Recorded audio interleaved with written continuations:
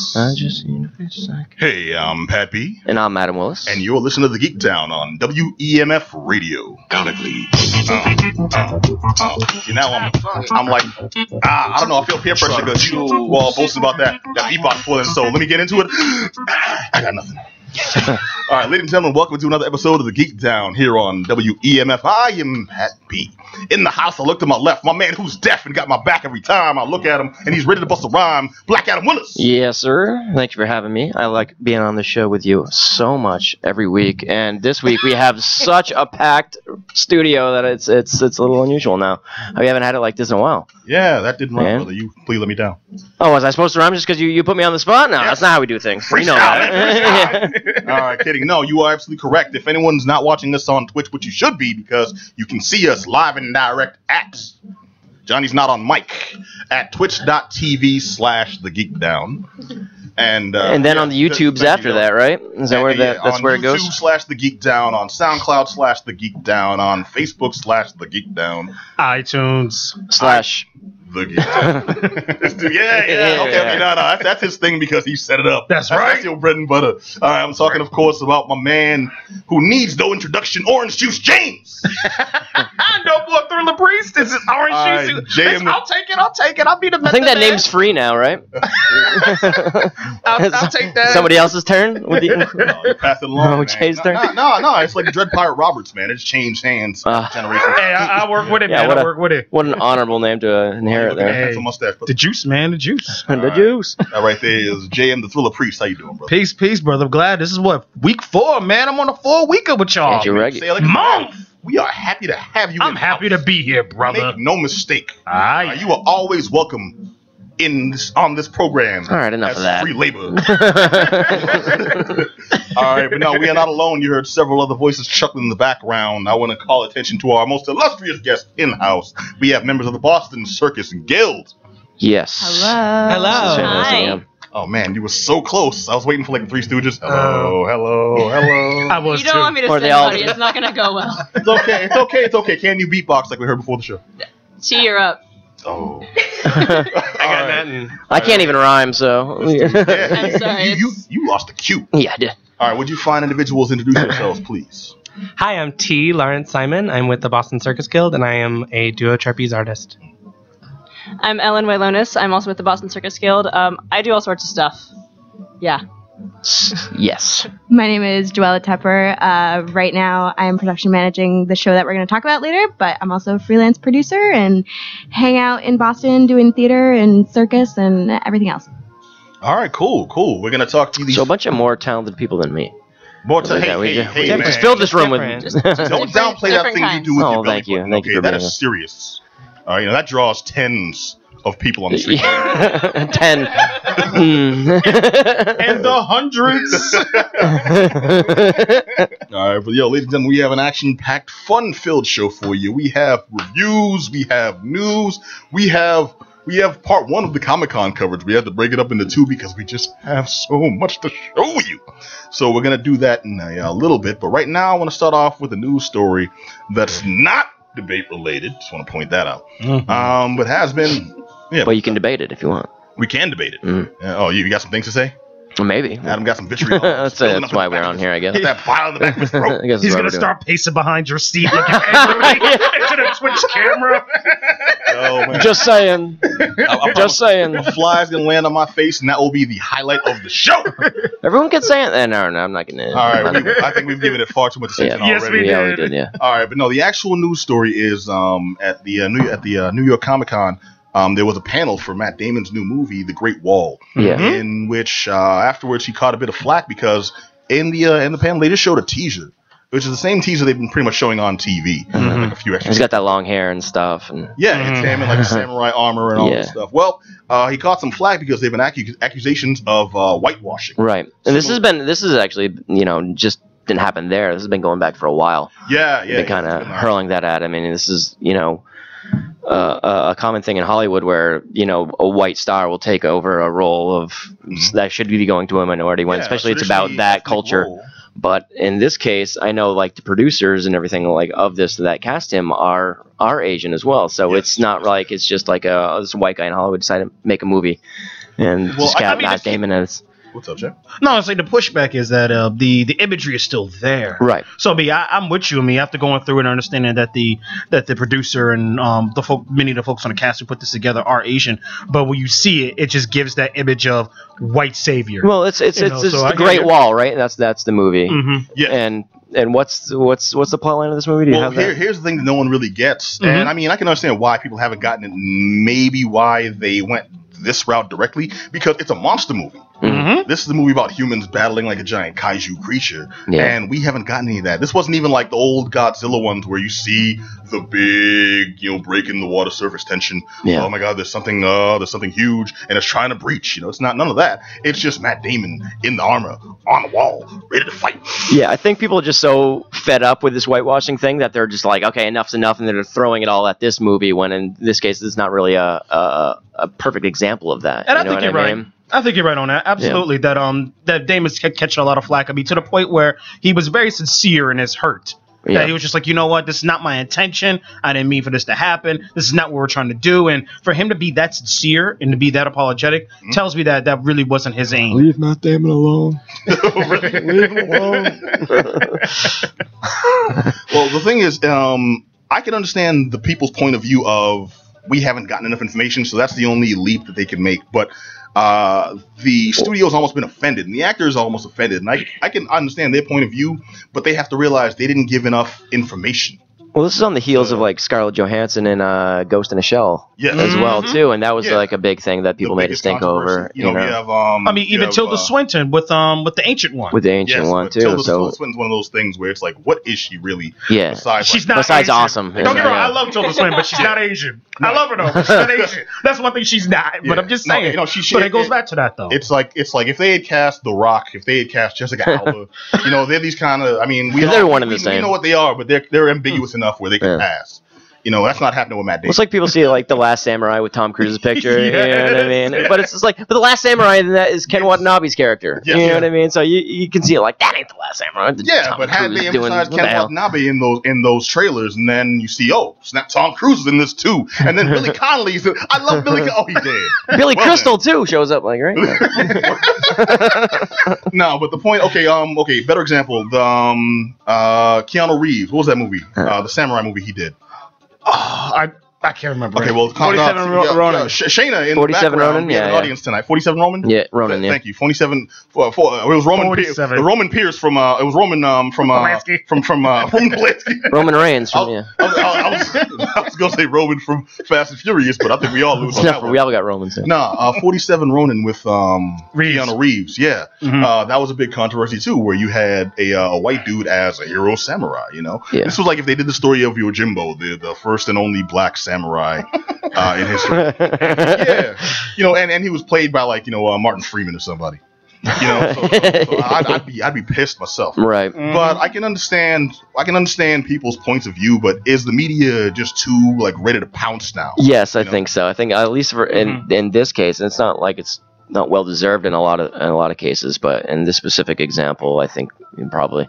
I think so too, but people. I understand the motivation for casting Matt Damon and for making him so prominent in the promotional material, but it's basically I think they should have had a little more faith that this could stand on its own pedgree, because the dude that did it, I'm actually looking up his name now because I can't pronounce it, so I'm going to go phonetically. Excuse me, I'm just a regular guy. It's Zhang Yimou. Zhang Yimou. Thank you. Why couldn't you back me up, man? Yeah, I decided to let you do it, dude. Yeah. I'm all struggling. It's very prominent director too. Yeah, he's the dude that did what is it, the Jet Li joint, Hero. The Jet Li joint. I'm sorry, he's done several. I can see it in my head, but I can't astral project it just yet into the center of the table. Yeah, so it's like their decision to cast this guy. So why is it a big deal for everybody else? Because they're trying to market to also for lack of a better term, just middle American audiences that won't necessarily go out to see a movie that seems to be spearheaded only by Asian actors, about an Asian story by an Asian director, and it's a little small-minded. In my opinion, it's a little small-minded, yet I see the necessity for it. In this day and age where, again, sorry to bring it back to politics, but we have Donald Trump being a successful candidate because of the campaigns he's running. that seem to stem on fear of different ethnicities. This could be their motivations, or maybe a symptom of that type of environment and that type of. You think it goes that deep?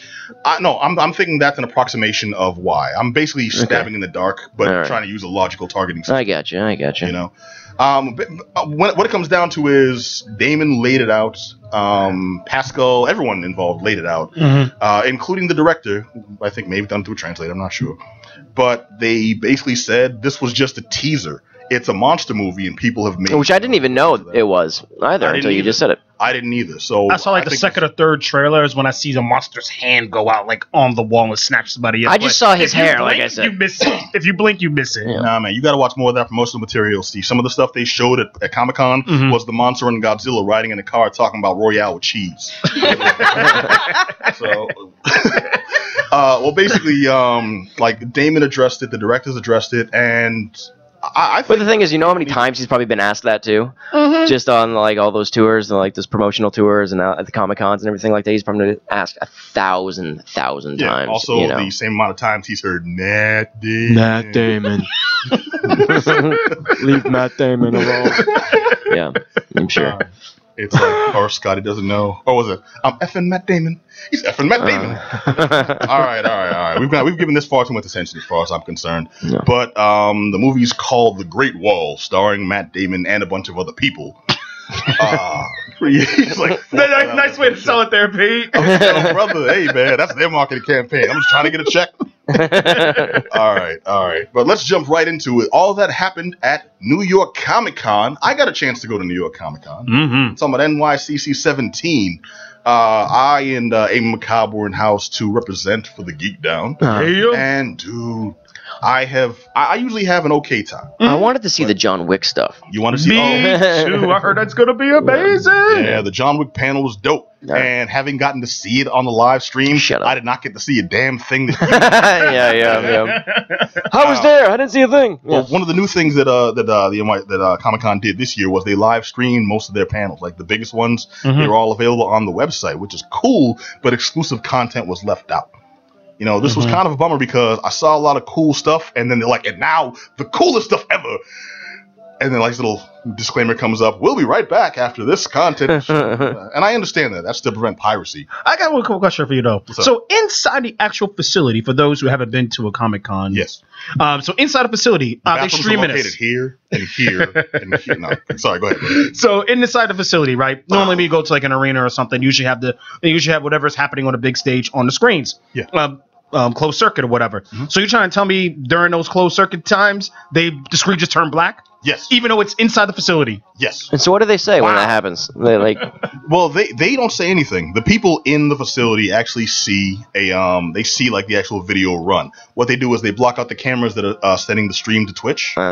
So those just get a like those old title cards from old TVs and stuff. Hey, we'll be right back. Technical difficulties. We got a drunk producer, cameraman's on fire. I don't know what's going on, but all we got to see if we were streaming was we'll be right back after these messages, disclaimer, and then they would come back. Sometimes you had to refresh the screen. There's maybe a flaw in the system if they had some alternate thing they could show, but I understand that because I could easily just record whatever's running on my screen, and then hey, I've got a pirated version provided by official sources. No, but what I'm saying is like inside the actual facility itself. Yeah. On the screens that are scattered around the place, so you can see what's in it. Like you go to the bathroom, there's usually a screen that's outside the bathroom. Yeah, those get the exact same block. Yeah, only if you're in that room specifically. Wow. You get to see it. Yeah. I mean, I can see it on the live stream, but if you're at the facility, I got my pass. I'm gonna be mad that I can't see it. All that means you chose the wrong time to take a pee, brother. Yeah. Should have the first time. You gotta pinch the tip. Just Jesus. Jeez, man. All right. Well, that's there's no bouncing back on them. Yeah. Well, okay. You mentioned the John Wick stuff. I did. Panel, yeah. Yes. Oh, that panel was awesome. I'm actually really looking forward to it. And I already hear they're making a John Wick 3.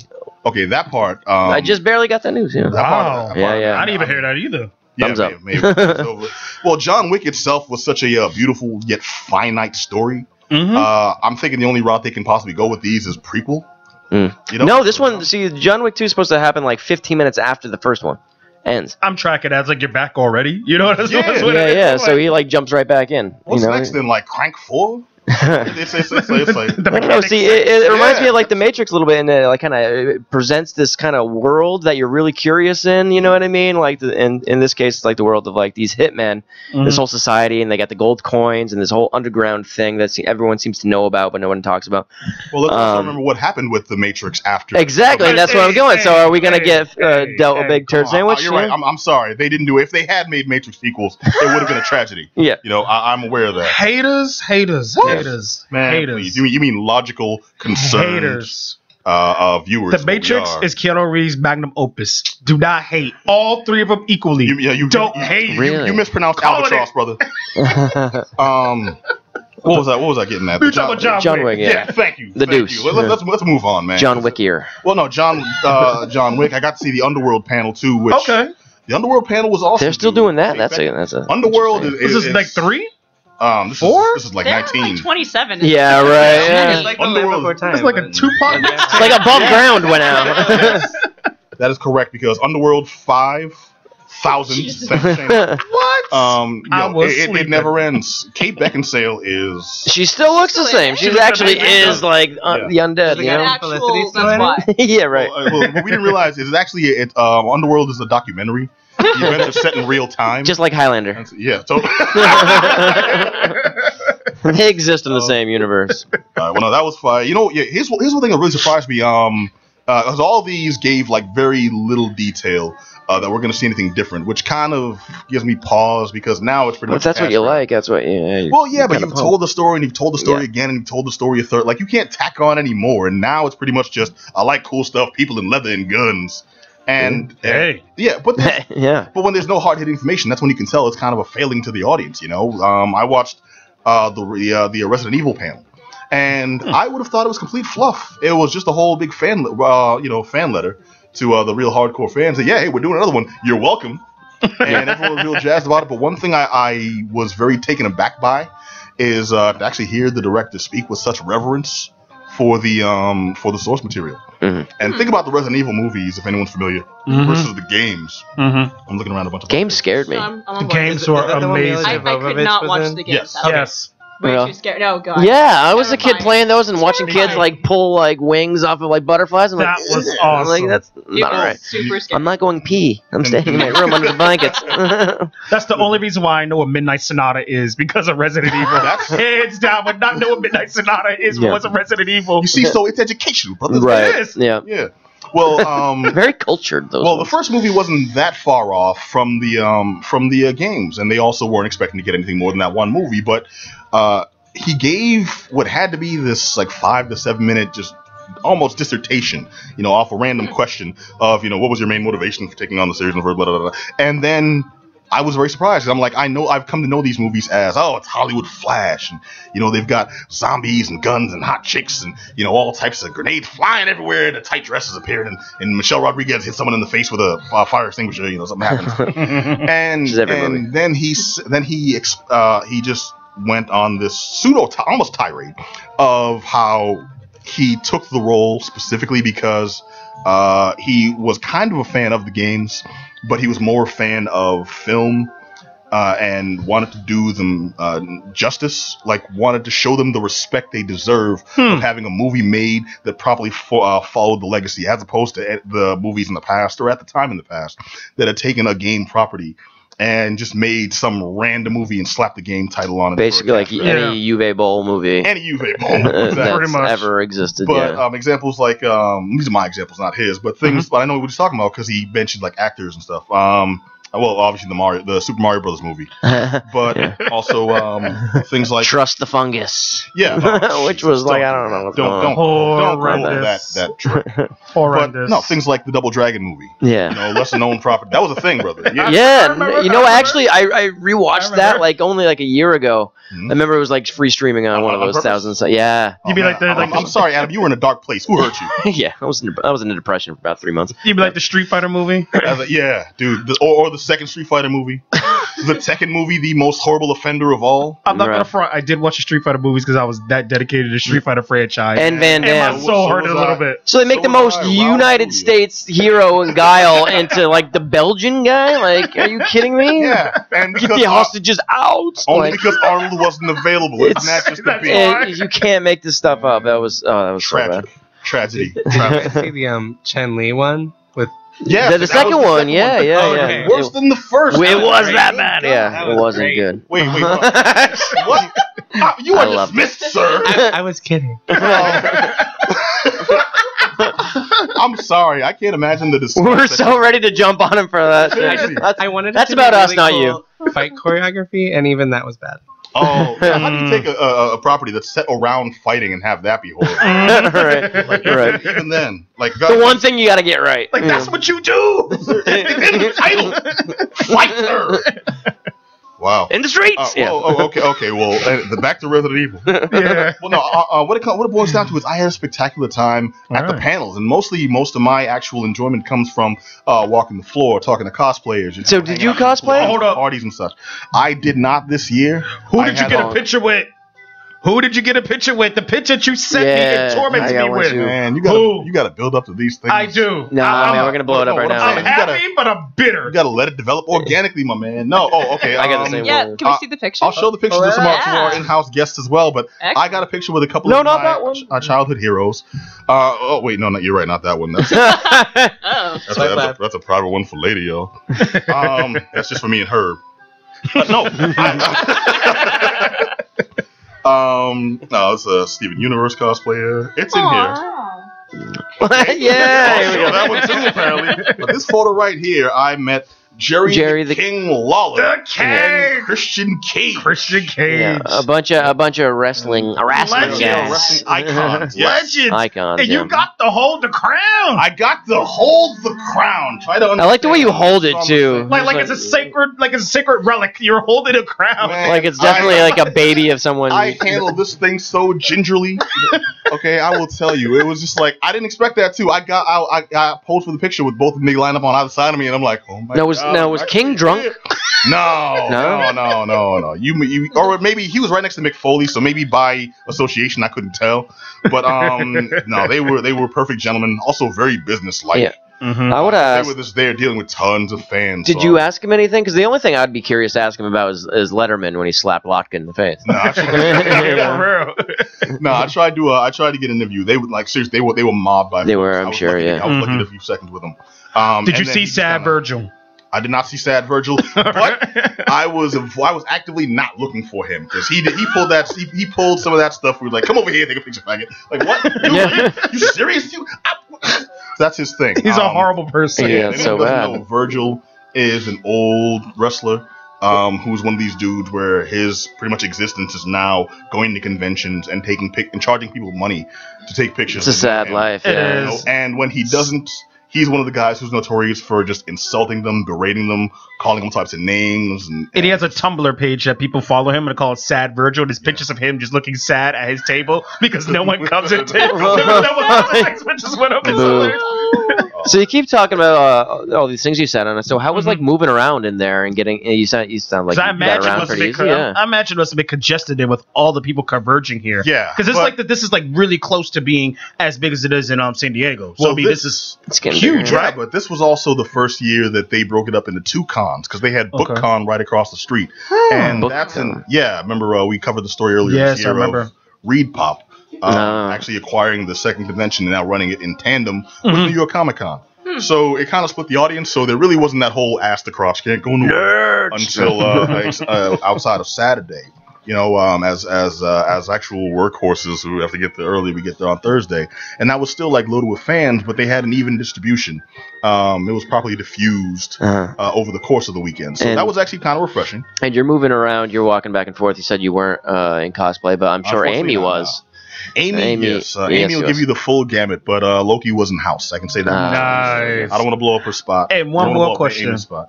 I know Amy will answer it as well when she does her part 2. When they do this. So question for you is how was the nightlife? Because that was the biggest complaint that she pushed about Connecticut Con. Mm-hmm. That the nightlife was just horrendous. Everything shut down like at 9 o'clock, 9:30. So how was it there at New York? Well, one thing I didn't talk that much to Amy about their nightlife experience, but mine was actually pretty tight. Right. They were apparently a buffet at the strip club. Like, I'm the same, man. So, hey, you can make fun. That wing platter, tater tots and breasts. I know, I've been dope mixed. What is that, Chris Rock? Nah, it's all about breasts and breasts.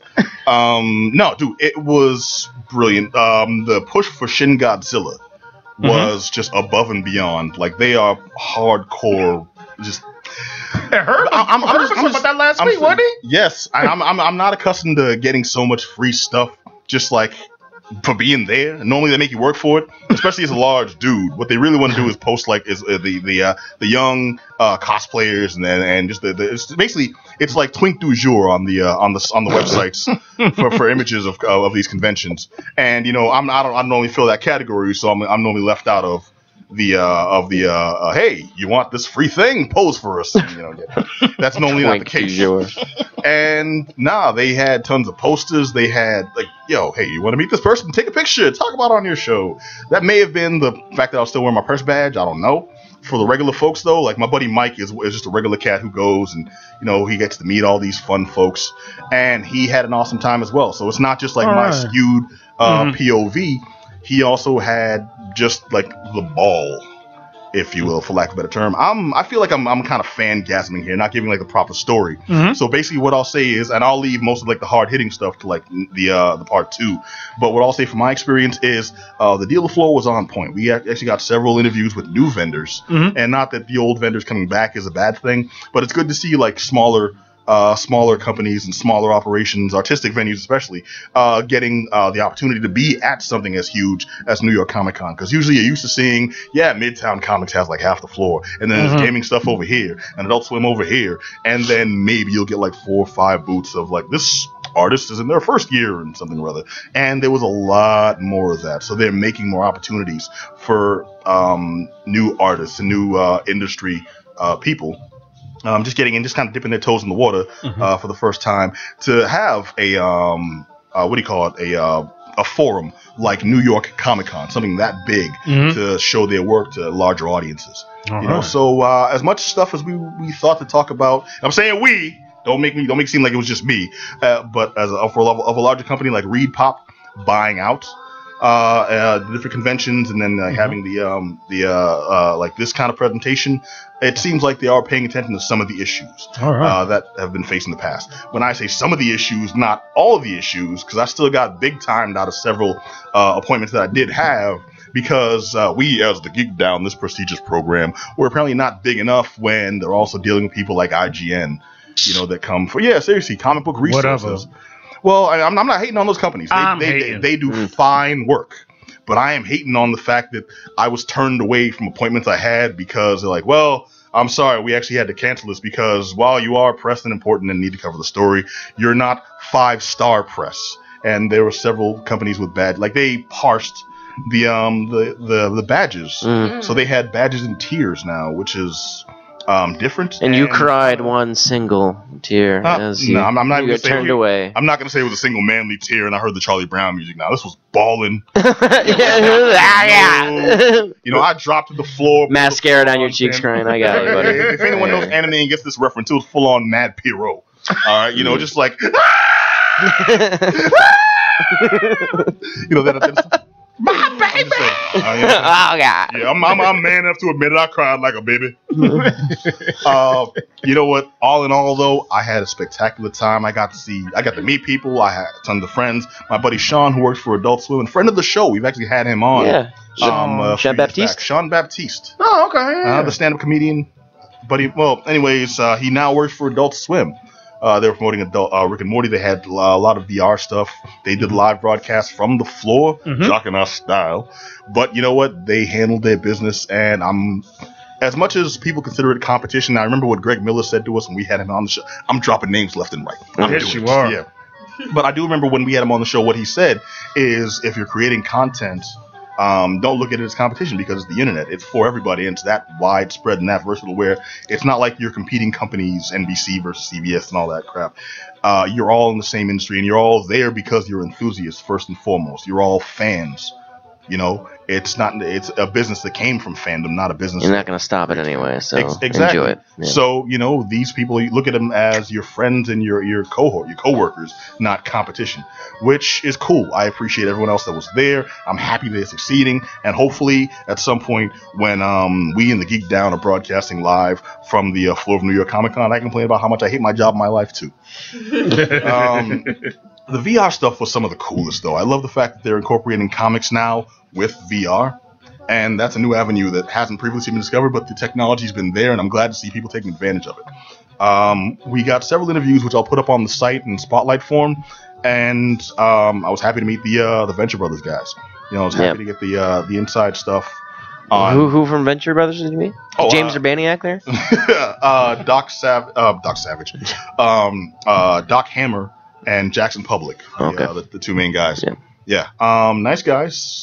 Just horrendous spotlight hogs and hams. Really? No, they took a note from my playbook, man. I feel almost insulted. Like I watched the man jock my style to my face. All right, so got a bone to pick now. A little bit. All right. But it was just a good time all around. I don't know what else I can say. I need Amy here to back me up because they had the ultimate experience. Next week, brother, right? Yeah. Okay, we will do part 2 next week. I follow Amy on Instagram. You should follow their Instagram. Yes, indeed. It is amazing. Amy McCobb, also manager of the Geek Down Instagram, which you can find at Instagram/The Geek Down. You're so welcome for that segue. Thank you. All right. Well, the lead-in right there was provided by Joella. Excuse me. It's okay. I apologize. I met you 4 minutes ago. All right, at least 6. He's I don't know that guy's name, and I know him for 20 years. Well, we got Hampton and the Gooch here, so I'm kidding. We have T. Then your performance name. And we have T and Ellen. You got it. Oh, who's the man? All right. 2 for 3. Nice job. Wow. 2 for 3, man. Couldn't let me have it. That's a pass, brother. 2 for 3, man. Hey, that's a pass. Hey, Adam, where were you in all this, man? Hey, man, keep my head down up here. Mind his own business. Man, okay. This is the person. This is my. I got your back. Come on. Thank you, shittiest wingman ever. All right, but I'm talking about the Boston Circus Guild, our illustrious in-house guest tonight. How y'all doing first, man? I'm doing great. Good. Very good. Excited about the show that's coming up. Oh, right to it. Thank you. Oh, all about business here. That's right. No, not really. Though. She taking no shorts. That was the end of business. That's the end. No, I'm ribbing you. It's just a jab. Johnny, however, is taking it personally. He is. Yes. Look at that face. Don't look him in his eye, though. I'm red all over. All right, but wow. You know what? No. Can you make a visual joke on the radio?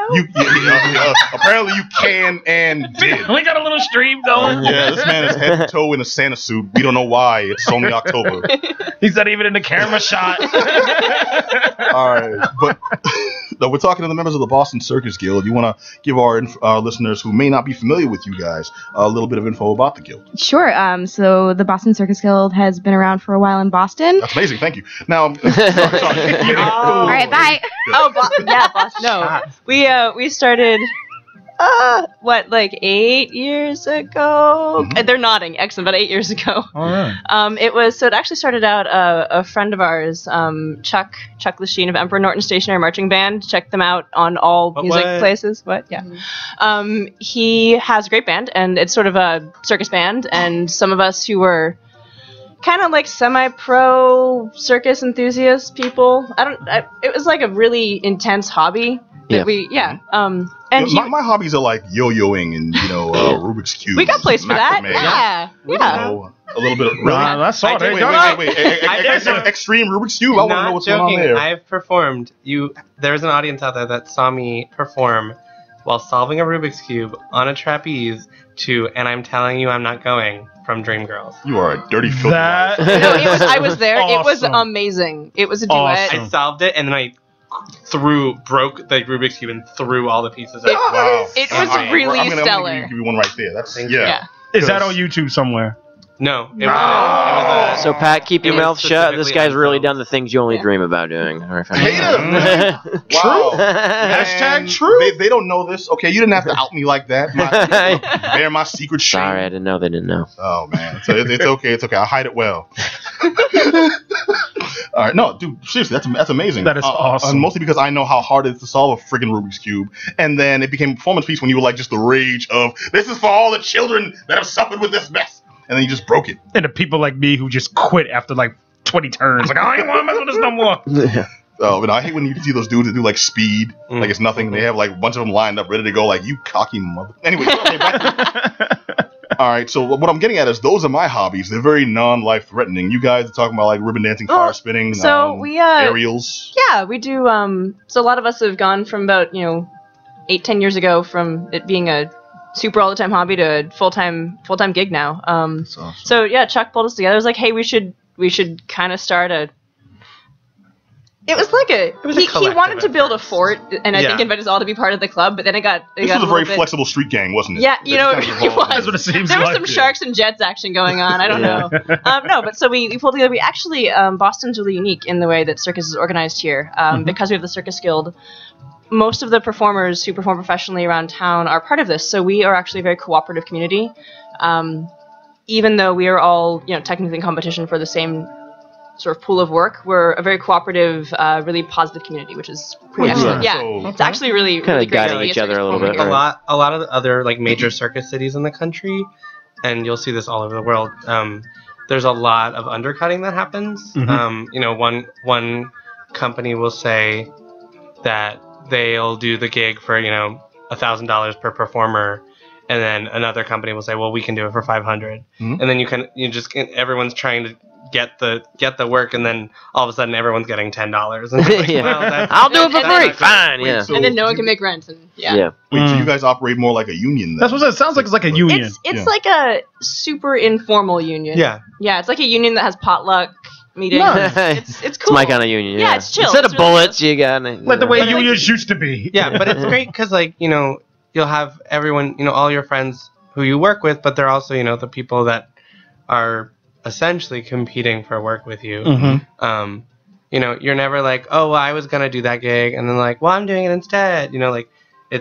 Well, okay, that doesn't sound very friendly. It's no, I mean like it's just like you'll be like doing a gig and you'll be talking to the not in Boston, but like you'll be talking to a company and you'll be doing all the planning. I lived in some other cities before I kind of centered on Boston, and you'll be talking and you'll be getting there, and right before the contract gets signed, they're like, oh, thank you, we're going in another direction, and then you find out that some like random person who's been doing aerials for like a couple months is doing the same, doing that gig that you were going to get a lot of money significantly cheaper. Yeah, and they're doing it for like, Well, there's a reason they're cheap, because they're not as good. Yeah, so Boston's it's a really great sort of unique situation because we have the Circus Guild. We all talk to each other. Right. Yeah. Kind of keeps things honest, I'm sure. Each other it keeps bad working situations. Yeah, a lot of camaraderie. Safe, and it's a lot of fun. Well, how open to you then are of new people joining the guild? I actually just joined. I mean, I do not do anything related to being flexible in any way, except what? You're in a split right now. Oh yeah, sorry. You can't see it on the camera, but it's totally happening. Actively breathing fire. Yeah, I actually did some poi earlier, but I just joined last May, and it's been a really amazing. It's just a real circus family. It exists. You can run away with the circus and not actually run away. Yeah, it's like a tribe, right? Exactly. Yeah. That's awesome. See, I always wanted to join the circus when I watched Big Top Pee-wee when I was a kid. You remember that movie? Yeah, remember the Pee-wee Herman's movie? I had the opposite reaction. Really? I love that movie. The circus blows in his backyard and he wakes up and everything's there. Yeah, I loved it. You're getting your influences from the wrong place, man. I wanted a machine that would pour me a bowl of Mr. T cereal. Ah, yeah. Well, I wanted. Sorry. Two different schools of the same. Yeah. The same dude. I wanted to be haunted by Large Marge. No, I traumatized the hell out of me. Do you all have any idea what we're talking about? Please. I do. No. Yeah. Thank you. I'm getting blank faces. Don't make us feel old. I'm just really happy to be here. All right, so we're looking for a window to trapeze out us. That's how I leave uncomfortable situations. Well, instead of Batmaning out, that's the Grayson. Spider-Man, dude. Spider-Man out. Oh, I'm sorry, dude. I went directly to circus. I didn't realize we were calling audibles and going after each Get down, bro. That's how we do. You know what? You're right. It was my own fault for making the assumption. I apologize. Thank you. I assumed. When you assume, you make an ass out of you and nobody else.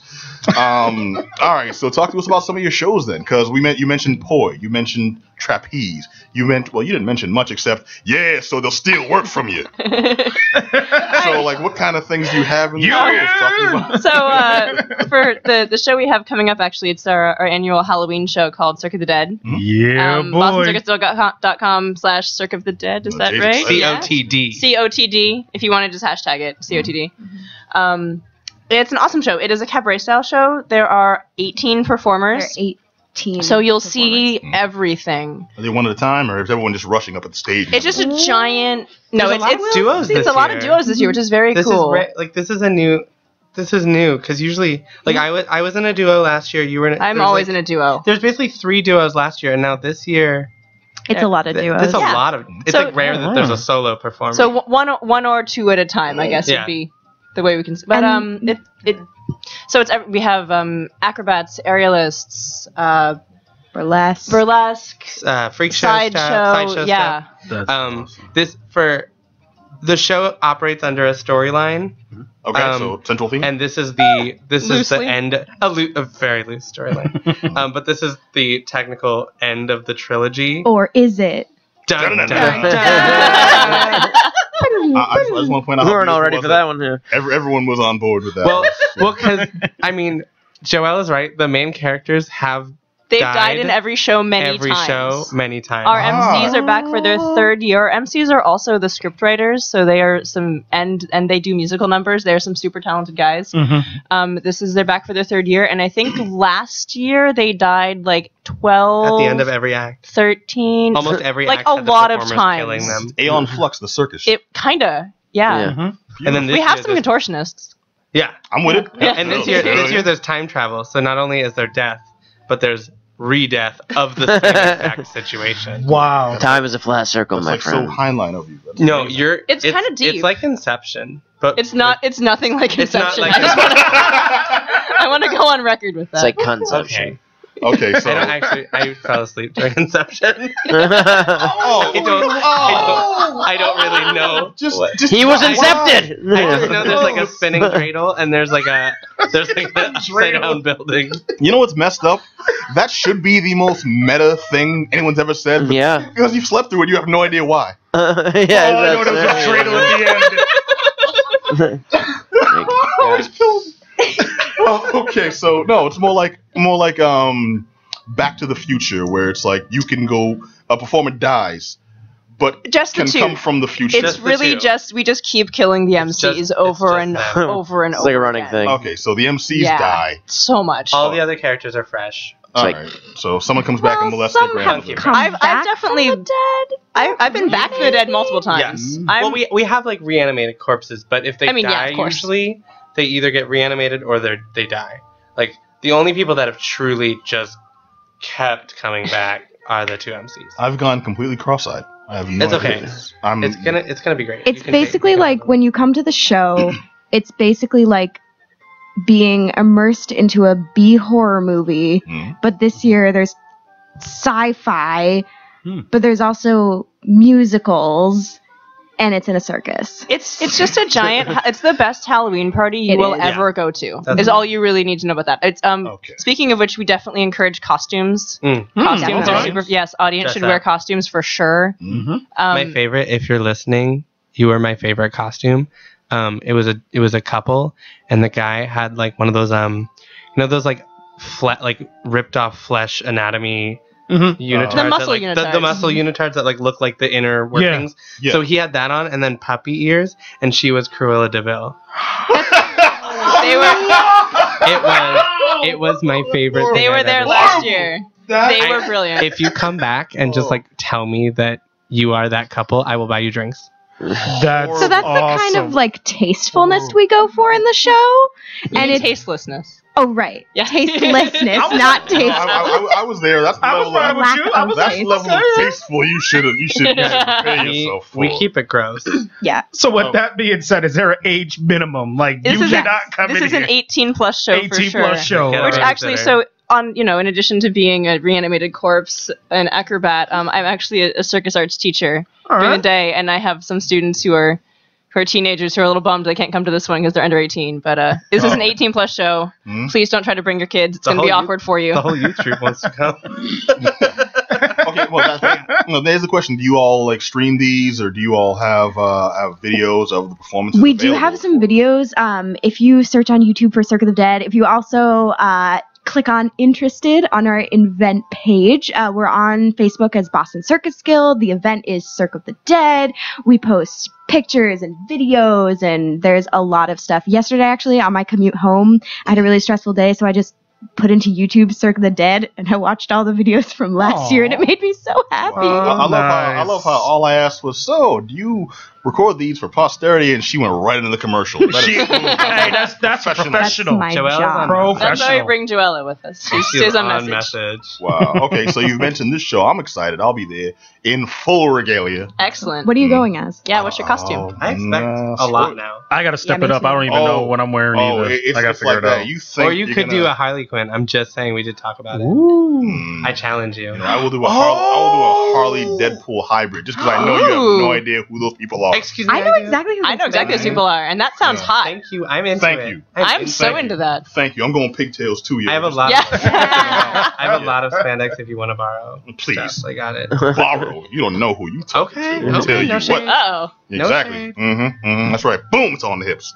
All right. So give us the give our audience the lowdown of. We've talked a lot about Cirque of the Dead. When is this event happening? This event is happening from Friday, October 21st to Saturday, October 29th. Select dates only. Okay. So make sure you double check the website. We have early and late shows. We have a late show on Friday night, which is super spooky. It's by early, we don't mean matinee, by the way. Yeah, we do not mean matinee. We mean 6:30, 7:30. I will 2 say p.m. is too adult early. Gotcha. The late show on Friday is probably going to sell out if it isn't already, but it is so much fun. It is the best. It is the best. They're all amazing. They're all amazing shows. Obviously. And they do sell out. The show has sold out. This is the 4th year that the show's been going, and the 3rd year that we've been doing this story, and it's sold out. Wait, so how hard might it be for us to get tickets? Ooh, if you wait until on the day, it's going to be tricky. So yeah, don't ever walk up and be like, oh yeah, me and my 17 friends want to see the show tonight. We're just in our neighborhood to figure, hey. None of that. No. Definitely. What's going on here? It looks like some kind of aerial event.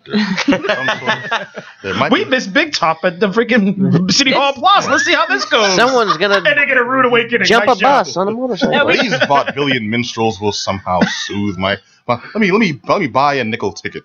So have you ever had that though? Somebody was like, I always wanted to go to circus, and they walk in like, holy crap! What did I just see? So every year, one of my friends will say they brought their work friends to see Cirque of the Dead, and it's always a different person who brings their work friends. Yeah. And the work friends are like, oh, circus, awesome! I saw Cirque du Soleil. We're like, that's great. This is gonna be so much more horrible. It's like Biff, the Republican, in that next cubicle. Like, I'm gonna bring him. You know what that is? That's awesome. Honey, no. Yeah. I like it. My favorite is when performer parents come. It's really sweet though. Usually they're like, this is great. And they're like, you can see their face is telling a different story. What they process. They're like, this is great. That's my child up there. Oh, let me go. It's my child up there being a reanimated corpse, peeling their face off, eating it, and then doing a really cool flip. Yeah, that's awesome. Now I'm excited. So if I wanted to see somebody peeling their face off, eating an animated corpse. I can actually tell you. So Alexis Hedrick is a good friend of mine. She's an awesome performer. She's one of the other Circus Guild performers. She will be ripping her face off in the show. Nice. It's gonna be. I've seen the rehearsals. It's gonna be very cool. Cool. And she's super talented too. Like, she is a phenomenal performer. Solid. And I've been trying to do this gracefully for about 3 minutes, but no one's taking the hint. Where can they buy tickets? They can buy tickets online at bostonCircusGuild.com/COTD. But it's going to bring you to the American Repertory Theater website. That's where you can actually get tickets. It's at Club Oberon in Cambridge, which is the second stage of the American Repertory Theater. Awesome. All right. Awesome. Yeah. We're actually we're big fans of Oberon. We're very familiar. Very cool, and it's an awesome venue. It really is. We perform there a lot. We've had this really great relationship with Oberon for the past several years. The Boston Circus Guild was lucky enough to be selected to be part of the Artist in Residence program. So they've actually helped us produce and develop a number of shows, which has been a super, super cool opportunity for us. So yeah, we're buds. It's really cool. They also, the tech people there really enjoy working Cirque of the Dead. Mm-hmm. Why is that now? Is it? Well, I mean, so Boston Circus Guild, like most of us, we perform locally, we perform internationally, and we're, just the caliber of what we do is, our work takes a lot of precision. You can't just kind of like wake up and like kind of half-ass your way through your act. You have I'm gonna swing somebody. Yeah, it takes training, it takes precision, it takes dedication. Dedication. Discipline, So when it comes to like doing shows, we're all so on top of it that we have the time for like just having fun and like waiting around and being bored instead of like, oh no, did you bring the thing? I didn't know. Like we just run our thing and we just do it. And so then the tech people have fun because also it's gross and they love getting splattered with it's blood. a gore concert, There's a lot of gore. There's a lot of gore this year. I'm super excited about that. I don't want to give too much away, but they're like buckets. Lots. Oh, well, you should have started with that right there. That's buckets of gore. That's nice. It's gonna be chunky gore. It's gonna be good. Chunky gore. Yeah, every type of like gross thing you can think of, I'm pretty sure is in this year. We've managed. That's the new cereal, right? Chunky gore. Brought to you by Kellogg's. That's my burlesque performer name. All right, so now I'm jazzed. I'm excited, almost sexually. That's appropriate for the show. It's such a sexy. It is a really sexy show. It is. Yeah, boy. There's a lot of B-movie horror and like B-movie sexy, kind of tacky, but sexiness. Yeah, like during level of awkward, but I got a semi going. Like during our rehearsals with Chuck, who's the artistic director, he was talking about like the triangle of Cirque of the Dead, which is like sexiness, disgustingness, and then just like talent and like circus awesomeness. And so. We try to. That's the triangle. It's like the Venn diagram of Cirque of the Dead is super hot, super gross, and super talented, and we're smack in the middle of that. Yeah, nice. Yeah. And so you should feel everything. Yeah, if you're a big B horror movie file or horror file, or sci-fi, any type of that kind of stuff, this is absolutely there's the show sci-fi for you. this year. Don't worry about it. Time travel. Time travel. Yeah. It's been. I don't know where to take it from there because. Can I give you a movie recommendation? Please do. Yes. Just to get you in the spirit of the spookiness, because it is October and 'tis the season. I've been prepping myself by watching. If you go into Netflix, if you have Netflix, you go to the category of B horror movies. There is a movie called, I think, Old Ron's like preview review or something, and it is all what do you call it? It's all trailers of awful B horror movies. But it's so good. Old Ron's preview review. It's either Old Ron or like Smelly Ron. It's definitely someone Ron. Old Greg. So. Hygienically challenged Ron. Exactly. Slow check it Ron. out. Septuagenarian Ron. Kind of like the Grindhouse trailers and everything like that. Incontinent Ron's film picks. Thanksgiving. That's awesome. All right. Thanksgiving. All right. Well, dude, thank you very much. Can you give our listeners one more time the information on where they can check out the Boston Circus Guild? Absolutely. So pop on whatever social media you have open right now. If it's Facebook, you can search Boston Circus Guild or Cirque of the Dead. Mihente.com. How do I get sorry. I'm kidding. Go ahead. I gotta get our marketing director on that. If you're on Twitter, we're also Boston Circus Guild, Instagram Boston Circus Guild, and again BostonCircusGuild.com/COTD, which stands for Cirque of the Dead. Awesome. So hopefully nice delivery. Right away. All right, calm down. It was nice. All right, well, get your tickets right away. Or as soon as possible, because they're selling out quick, from what I hear. Yes, absolutely. All right. I want to thank our members from the Boston Circus Guild. Before we jump off, any quick shout outs you want to get out the way? It's just gonna be a great show. I'm excited. We're all watching all the other performers and seeing them rehearse their acts, and it's just gonna be gross, disgusting, sexiness, magic, wonderful. Cool. But that was your cue, man. Before the show, this man and I had a very, very passionate conversation about how he'd like to express what he likes about his fellow performers, and it was going to be this beautiful moment. And I'm like, that's touching, sir. Make it happen. He was like, yeah, We're good. Nah. I mean, my best friend's right here, so like, we're more visual people. You have to come see the show. Awesome. Right there. She's on. Calm down. So on. I'm sorry. Look, I appreciate. No, I forget. I showed her appreciation earlier. You told me to calm down. That's what I do. I hate. Hey. Also, I want to repeat that I look forward to seeing your costume. Oh, it'll be battery operated, man. Thank you. That sounds great. That's correct. Don't doubt my game. All right, so we are nearing the end of our hour. I want to turn to my man across the table and get the lowdown on WWE No Mercy. All right. So we're going to get this knocked out here. So No Mercy happened last night. Give you the quick down and dirty for the 3 main event matches of the titles. They did something a little different this go around with WWE and No Mercy. Really? This is SmackDown's pay-per-view. Mm-hmm. They started with the main event first. This is very rare. Okay, like the title match, the world title match was first as opposed to last. I'm thinking it's because of the debates. There's no justification. I figured people would like switch off. Because the event started at 8, debates were at 9. I'm assuming people were really geeked to find out what's going on. It had to be. There's no justification. Because a lot of those people are crossover, you know what I mean? WWE and basically the same event. They're the same pretty thing, much. Right, at this point. It almost turned into that. It really did. That's good. Knockdown, drag out, cage match of the century. Hosted by C-SPAN. You got the Angry Oompa Loompa versus Mom Jeans. Can you imagine Trump in those shorts, though? Yes. No, I can. No, I do. On the independent scene, absolutely. No, it's the trunks and the knee pads, though. You know, it's like the toupee of terror versus the pantsuit of pain. That was awesome. And they both lean over and for the same milk dud and knock each other out. I'm like, that's all. Bad things are happening.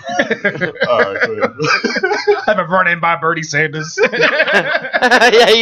interrupts the match. Yeah. With a chair. Boom. Larry David as Bernie Sanders comes running with the chair. Yes. We're so going down a rabbit hole right now. Slaps an Obama stick on their faces. It's just a picture of Jordan Peele. And Luther.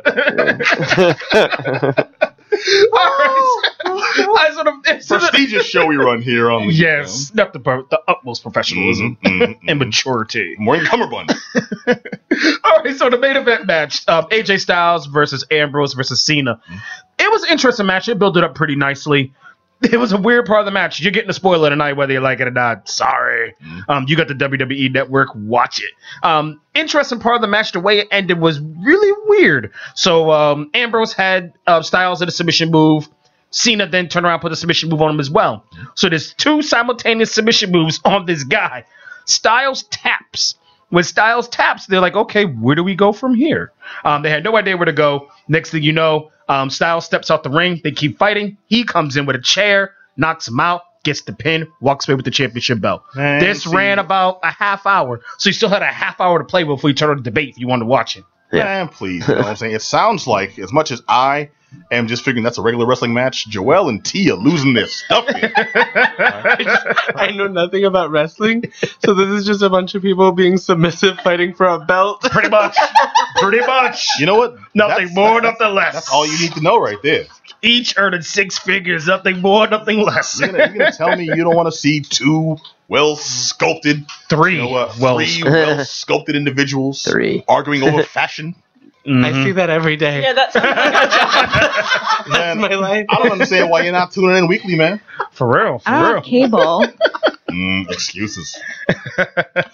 What else we got? All right, tag team title match. Heath Slater and Rhino went up against the Usos. It was a good thing for the Usos. They made their heel turn. Finally made their heel turn. To the point where they're coming out to trap music. You know? Come on, man. Trap music, fitted caps, jeans, sneakers, no more of the whole cultural getup. So in the end, it's just, I mean, they're from Texas, so it's pretty much Houston, Texas gear is what they're wearing. They went up against Heath Slater and Rhino. The part that made it hilarious for me is the chant during the match, because Rhino, I mean, Slater's gimmick, I was telling you about that before, how I'm not necessarily a fan of where Slater's gimmick's going right now with the whole glorified redneck is what he's doing, you know. So it's more like Jeff Foxworthy as opposed to like Larry the Cable Guy. It's kind of what he's going for. But the part that makes it hilarious though is the fact that he has his shirt and I mentioned it before on the show for those who follow this, he had a shirt that says, "I got kids" on the front. And on the back it says, "I need this job." So the audience is chanting, "He's got kids." as he's wrestling and chanting and cheering for him, screaming, "He's got kids." So if anyone ever wondered about the highbrow factor, this is where we're at now. Exactly when it comes to pro wrestling, but it was a great match. And Slater and Rhino kept the belts. Ironically enough, it's kind of weird because you figure the Usos being the flagship of this organization in terms of them being the tag team, they didn't get it, which is really surprising. But props to them for willing to job to Slater and Rhino, because it keeps the storyline going. It keeps Slater and Rhino relevant. Because if they don't have the belts, they're irrelevant. So good for them, because the Usos can keep it trucking without the belts. I'm going to jump to a couple other pay-per-views that happened before, because as we mentioned before, Geek Down, folks, there are so many pay-per-views at this point because Vince McMahon has just went bonkers when it comes to expanding his empire, that there's 2 a month. Yes. So we can't report on all these at once. So I'm going to drop a couple others from a couple upper organizations and then go through a couple of pieces of news. All Star Extravaganza by Ring of Honor happened last weekend in Lowell, Massachusetts. It doesn't even sound like a real thing. It was. It was pretty good. It was a pretty good thing, man. Well, I've heard they started running. They're trying to run Ring of Honor on the WWE network now. I'm gonna get to that. You jumping that? Excuse me. I will shut my hole, brother. Please continue. Yes, please. I'm gonna get to that. You jumping the gun a little bit. All right, my bad. All right. So quickly, Jay Lethal went up against Naito. Great match. Lethal took it. Adam Cole, the world champion, went up against Michael Elgin, or Big Mike, Unbreakable Elgin. And Adam Cole kept the belt. It's a good match. Good match. And probably the one that was the big highlight was Ladder War 6. One of the things that Ring of Honor does that WWE does not do, they actually use real ladders. Like, go to Home Depot and get one of those ladders. Yeah, you mentioned this ain't like aluminum ladders that you get like from costumes and set design. No, these are like props. I'm going down the street. Give me the ladder that I'm going to use to paint my ceiling ladders. So these dudes were getting tore up with these ladders. So that's why there's only been 6 of these ladder matches, because these dudes are hurting. Blood everywhere. It was amazing. I mean, the audience was really appreciative of a 46-year-old Christopher Daniels going at it, just taking the ridiculous bumps. That makes me sad. I mean, he's dedicated. He's dedicated, man. It's to the point where it's like, normally like some guy gets body slammed, the ladder breaks in half, blah, blah, blah, blah. No, this was like, hey, buddy. It's like, hey, buddy, here's $200. Go buy a couple ladders. And then that's really what they did. Went to like Home Depot and Lowell and bought them. So it was, watching it is just like amazing. And without a doubt, that was the best ladder match I've ever seen outside of the Dudleys and Edge and Christian and the Hardys. That's like saying. But it's really close. It's incredibly close. Some could argue it's probably the greatest triple tag team ladder match between the Addiction, the Young Bucks, as well as the Motor City Machine Guns, and the Young Bucks took it. TNA, couple of matches I came up with that. Total nonstop action. Total nonstop action. I went to a different place. I know all you did. I saw y'all jump back like, oh, what? Yeah. Sitting on the side of thinking titties and booty hole. Titties and booty hole. That was so on purpose when they thought of that acronym. So it's like total nonstop action, of course. Especially since the person who thought of it was a complete womanizer. Tits, yeah, stuff like that. Jeff Jarrett was a douche. Jeff Jarrett was a douche when he came with this title. Hey, but he was Double J. All right, so Aaron Rex went up against Boston's Southie's own Eddie Edwards for the Grand Championship, and Edwards lost, unfortunately. So that was since Marky Mark. Pretty much. It was just incredibly sad to watch him lose, but Marky Mark's apparently winning, so I guess we can't have 2 Bostons win. I don't know what's going on. I'm gonna jump into the news. All right, WWE's Paige got suspended for 60 days. This is after her boyfriend Alberto Del Rio got let go from the organization. Really? So it's kind of weird. So it's one of those sort of things where you could definitely tell she's like, just get me out my damn contract. I just want to get out of here. Just looking for ways to get out. And she just doesn't care. She's on Twitter talking trash with the organization. They just need to let her go. I mean, she's a great talent. Absolutely. She's amazing in the ring, but she don't want to be there. Let her go. I mean, stop holding her hostage. Come on, Vince. Let her go.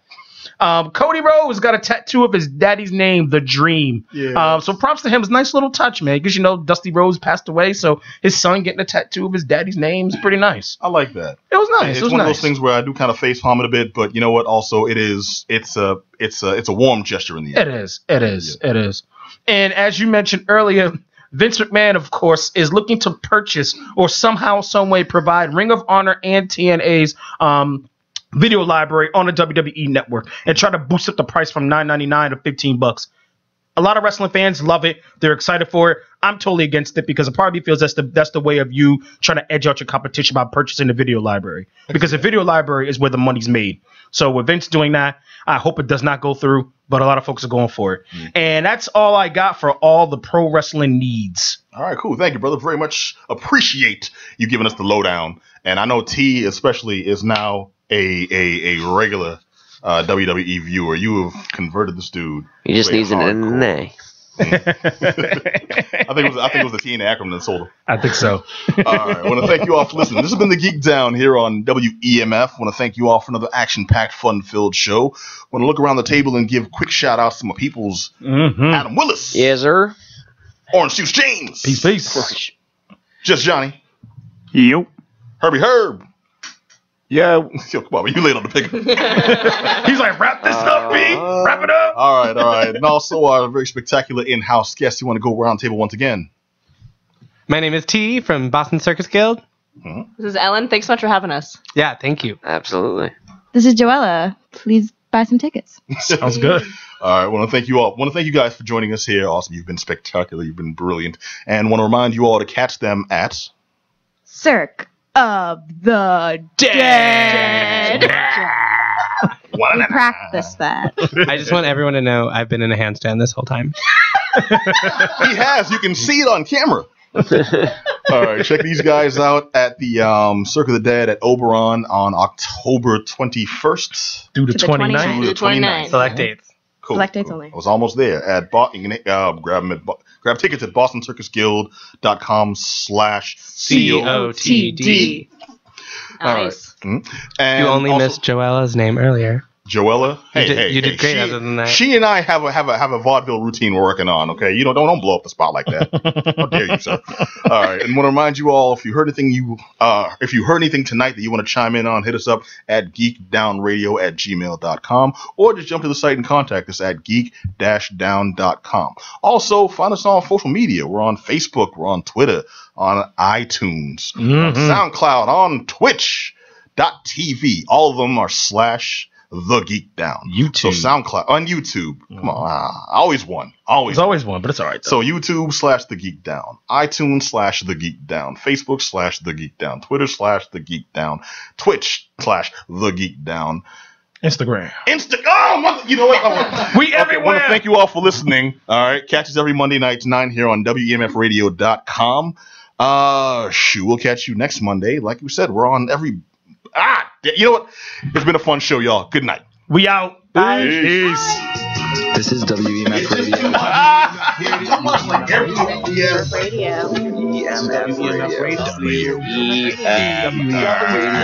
WEMF Radio. Listen to WEMFradio.com. WEMFradio.com. Sweet.